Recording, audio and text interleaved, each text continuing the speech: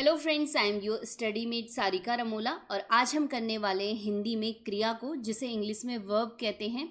और इसमें हम देखेंगे कि किस हिसाब से क्वेश्चन पूछे जाते हैं, तो उसी के हिसाब से हम पढ़ेंगे टॉपिक। सबसे पहली बात मैं आपको बताऊं कि जो हिंदी के टॉपिक हैं, स्पेशली जैसे संज्ञा, सर्वनाम, क्रिया हो गई, विशेषण हो गए, लिंग, वचन, ये जो हो गए हर किताब में अलग अलग तरीके से दिए गए हैं। तो मैंने क्या किया है कि सबको मर्ज करके जहाँ से क्वेश्चन पूछे जाते हैं उस बेस पे आप लोगों के लिए टॉपिक तैयार किया है। तो वीडियो को पूरा देखिएगा और प्लीज़ इसे लाइक और शेयर जरूर कीजिए और कमेंट जरूर कीजिएगा कि आपको कैसा लगा या क्या इसमें इम्प्रूवमेंट आपको चाहिए। तो हम देख लेते हैं क्रिया को। ठीक है, नाम से ही पता चल रहा है क्रिया यानी कोई कार्य हो रहा है। ठीक है, और इंग्लिश में इसे क्या कहते हैं? वर्ब कहते हैं। और जो भी देखो, इंग्लिश में हम बहुत इजीली से समझ जाते हैं कि जो भी एक्शन हो रहा है, चाहे डांसिंग है, सिंगिंग है, चाहे स्विमिंग है, ठीक है, ये सब क्या है? क्रियाएं हैं, एक्शन है। वैसे ही हिंदी की हम बात करेंगे तो हिंदी में भी जितने, अगर इजी हम इसको समझे कि जितने भी हम काम करते हैं, कार्य करते हैं, वो सब क्रियाएं हैं।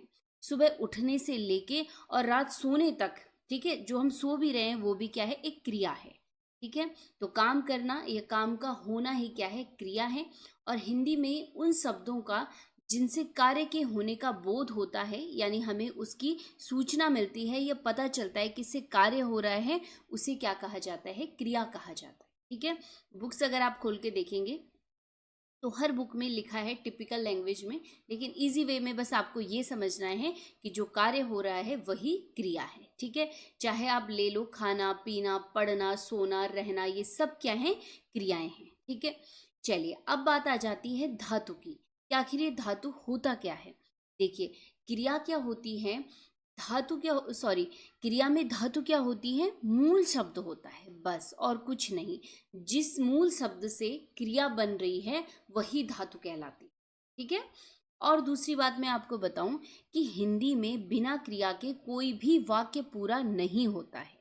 ठीक है, इसे ध्यान रखेंगे, कोई भी वाक्य बिना क्रिया के पूरा नहीं होता है।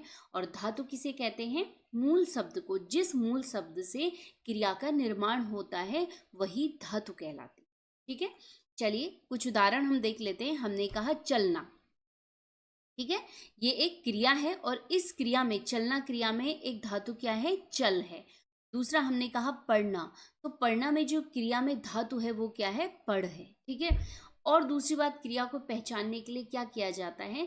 सामान्यतः जो हमारे पास मूल शब्द है यानी धातु है, उसमें ना प्रत्यय को जोड़ लिया जाता है और उससे क्या होता है? क्रिया का निर्माण होता है। ठीक है, जैसे चल में हमने ना जोड़ा, चलना हो गया। पढ़ में हमने ना जोड़ा, पढ़ना हो गया। तो ये क्या हो गई? क्रिया हो गई। ठीक है, चलिए अब देख लेते हैं कि क्रिया का जो वर्गीकरण है वो किस आधार पर है। बहुत तरीके से, अलग अलग बुक में अलग अलग तरीके से किया गया है, लेकिन हम क्वेश्चन के अकॉर्डिंग देखते हैं क्या पूछा गया है। तो क्रिया का वर्गीकरण हम देखेंगे तो क्रिया को पहले दो भागों में बांटा गया है। कौन सा? सकर्मक और अकर्मक। तो सकर्मक क्रिया को हम देख लेते हैं क्या होता है। जैसे कर्म का होना पाया जाता है सकर्मक क्रिया में। ठीक है, यानी यानी साथ में कर्म हो रहा है इस क्रिया में। ठीक है, बस बहुत इजी है। जिन क्रियाओं में कर्म यानी काम का होना संभव होता है, जैसे पढ़ना, देखना, खाना, गाना, ये सब क्या है? सकर्मक क्रियाएं हैं। ठीक है, आगे हम एग्जाम्पल के थ्रू भी से समझेंगे। अब बात आती है अकर्मक क्रियाओं की, यानी जिन क्रियाओं में काम का होना असंभव माना जाता है, जैसे उड़ना। देखिए, कुछ काम तो क्या है? कर्ता कर रहा है, पढ़ना, देखना, खाना। ठीक है, तो वो क्या है? सकर्मक, उसमें प्रभाव पड़ रहा है और कुछ काम हो रहा है। जैसे चिड़ियाएं आकाश आसमान में उड़ रही हैं, तो ये अकर्मक क्रिया है। ठीक है, तैरना, गिरना, ये सब क्या है? अकर्मक क्रियाएं हैं।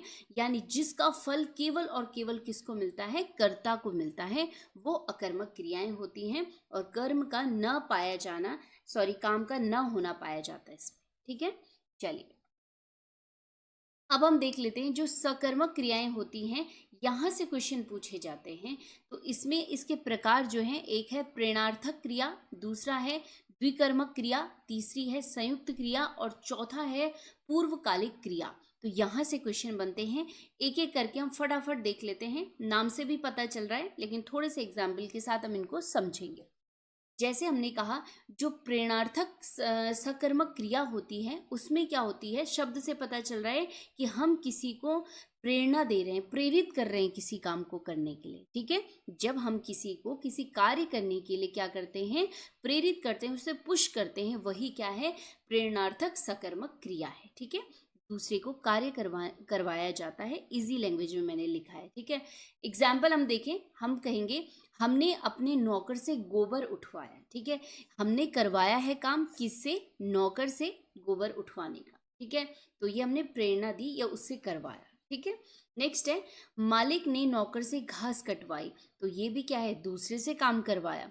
शिक्षक विद्यार्थी से पुस्तक पढ़वाते हैं, तो ये भी क्या है, हम विद्यार्थियों से पुस्तक पढ़वा रहे हैं, खुद नहीं कर रहे हैं, तो ये क्या है, प्रेरणार्थक सकर्मक क्रिया है। और ऐसे क्वेश्चन पूछे जाते हैं कि इनमें से कौन सी क्रिया हो रही।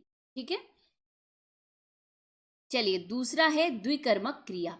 इसमें देखिए आप, इसमें क्या होता है कि ऐसा कार्य जिसमें किसी व्यक्ति के द्वारा दूसरे व्यक्ति के हित के लिए कार्य किया जाता है। ठीक है, हम क्या करते हैं जब किसी दूसरे की भलाई के लिए कोई कार्य करते हैं। एग्जाम्पल देखिए, जैसे माँ बालक को खाना खिलाती है। ठीक है, किसके हित के लिए, बालक के हित के लिए। कौन कर रहा है, माँ कर रही है, और क्या खिला रही है, बालक को खाना खिलाती है। ठीक है, तो ये क्या है, द्विकर्मक क्रिया है, दूसरे के हित के लिए जो कार्य किया जाता है। नेक्स्ट है मौलवी जी लोगों को कुरान का पाठ पढ़ा रहे हैं। ठीक है, मौलवी जी कर रहे हैं और लोगों को क्या कर रहे हैं, कुरान का पाठ पढ़ा रहे हैं, तो ये क्या है, दूसरे के हित के लिए किया गया कार्य है। ठीक है, चलिए नेक्स्ट आ जाता है संयुक्त सकर्मक क्रिया हो जाती है। और इससे पता चल रहा है संयुक्त यानी दो एक साथ चीजें हो रही हो जब, तो जिस कार्य या क्रिया में एक साथ दो या दो से अधिक धातुओं, जिसे हम मूल शब्द कहते हैं, उनका प्रयोग होता है, तो वो संयुक्त क्रियाएं होती हैं। जैसे हमने कहा उछल कूद, है ना, हमने कहा राम उछल कूद कर रहा है, तो दो क्रियाएं एक साथ हो रही हैं। हम बोल रहे थे, हम ऐसे बोल सकते हैं कि राम उछल रहा है, लेकिन हम क्या बोलते हैं बेसिकली कि जैसे बच्चे बहुत उछल कूद कर रहे हैं, तो दोनों का प्रयोग क्या हो रहा है, एक साथ हो रहा है ना। वैसे ही हम देखेंगे दौड़ भाग, तो ये भी क्या है, दो मूल शब्द हैं। ठीक है, दो धातुएं हैं, उनसे वाक्य बन रहा है। जैसे हमने कहा कि वो बहुत दौड़ भाग कर रहा है, क्रिया तो क्या है, वो कर रहा है, लेकिन मूल शब्द दो धातुओं से बना है ये क्रिया। ठीक है, वैसे ही आना जाना, उसका आना जाना लगा रहता है, वो खेल कूद करता है। ठीक है, तो ये संयुक्त सकर्मक क्रियाएं हैं जब दो धातुएं एक साथ प्रयोग की जाती है। ठीक है, बहुत ईजी है ये।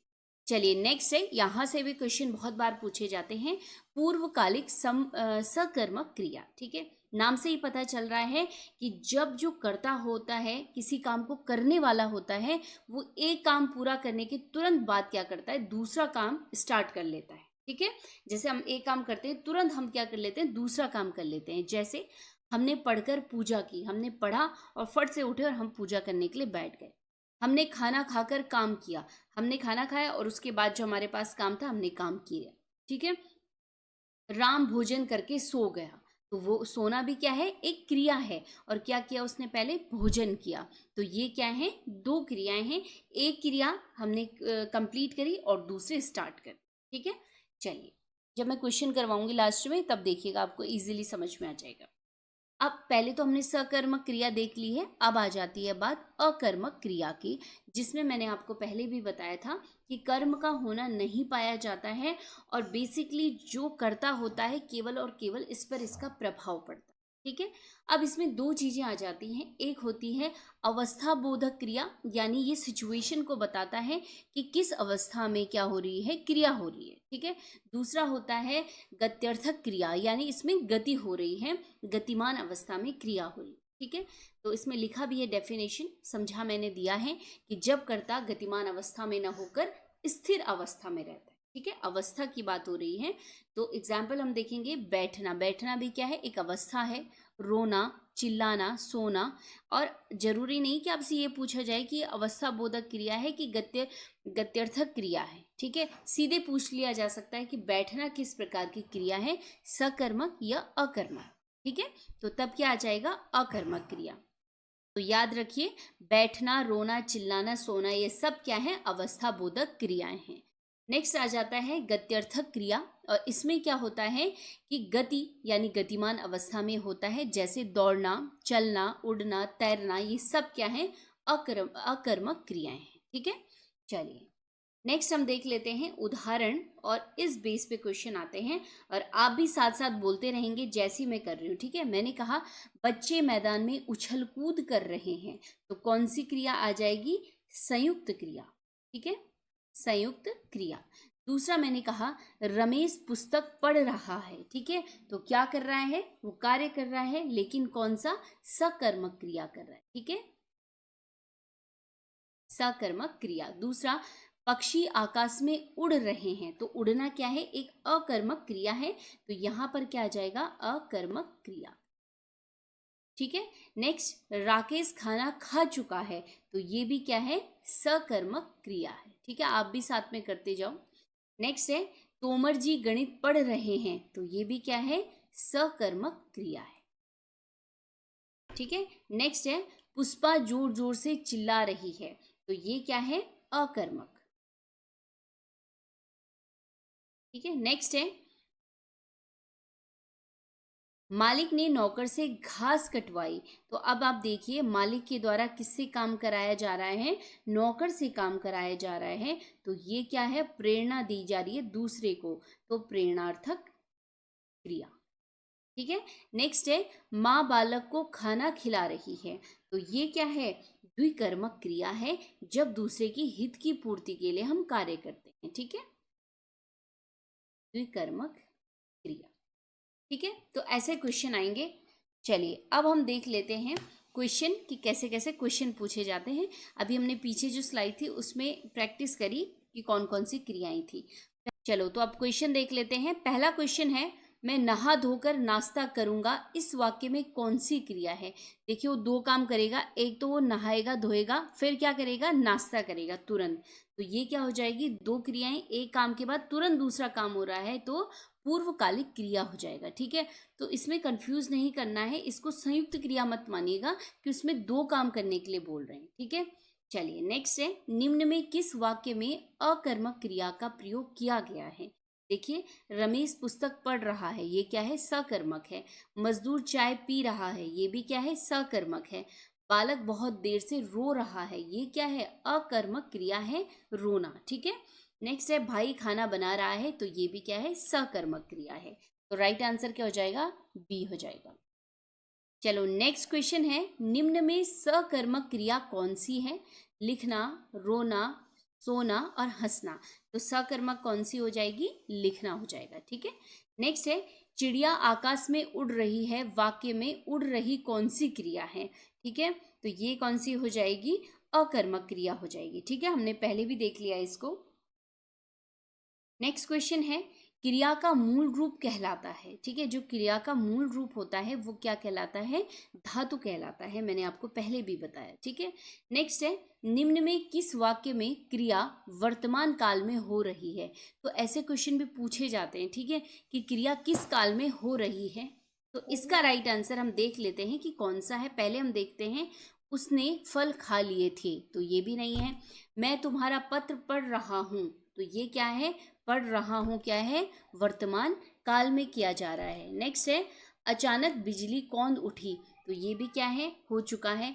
कल वे आने वाले थे, तो ये भी सही नहीं है, तो राइट आंसर क्या हो जाएगा, बी हो जाएगा, जो कि वर्तमान काल में क्रिया हो रही है। ठीक है, तो ये हो गया है क्रिया से संबंधित महत्वपूर्ण टॉपिक, और प्लीज़ इसे जरूर देखिएगा। और इससे जो क्वेश्चन बनाए हैं ऐसे ही क्वेश्चन पूछे जाते हैं, तो पहले पूरे टॉपिक को सुनिए, उसके बाद क्वेश्चन करिए। आगे बढ़कर केवल आप लोग सीधे सीधे जंप करेंगे केवल क्वेश्चन के लिए, तो आपके लिए वो बेनिफिशियल नहीं होगा। ठीक है, तो चलिए ऐसे हम लोग रोज नए नए टॉपिक पढ़ेंगे।